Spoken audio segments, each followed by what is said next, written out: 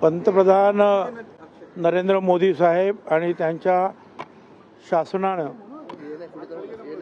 मंत्रिमंडळानं जो निर्णय घेतला, देशामध्ये जातगणना करण्याचा जो निर्णय घेतला, त्याबद्दल आम्ही सर्व देशातले ओबीसी भटके विमुक्त अतिशय आनंदित आहोत आणि आम्ही सर्व त्यांचे आभार मानतो आहोत.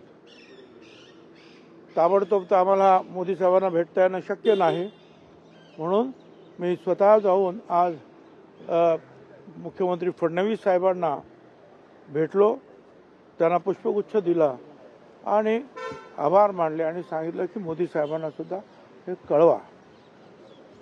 याचं महत्त्व एवढं आहे. खरं तर ही जातगणना 1930 पर्यंत इंग्रज सरकार करत होतं. त्याच्या अगोदरची 70 वर्ष त्यांनी ती केलेली होती.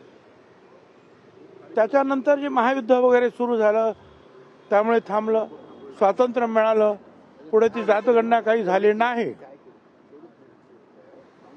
महात्मा फुले समता परिषद निर्माण झाल्यानंतर तेव्हापासून जातगणना करा हा आमच्या प्रत्येक रॅलीमधला पहिला नंबरचा आयटम आहे. मग तो दिल्लीतल्या रामलीला मैदानावरचा असेल, गांधी मैदान पटनाचा असेल, जयपूरचा असेल, हरियाणा असेल, गुजरात, उत्तर प्रदेश, महाराष्ट्र, सगळ्या ठिकाणी आम्ही सांगायचो की जात गणना करा. याचं कारण असं आहे,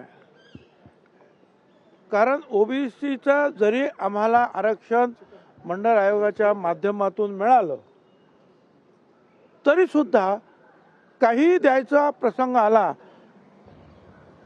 महाराष्ट्र शासनातर्फे किंवा कुणाही तर्फे,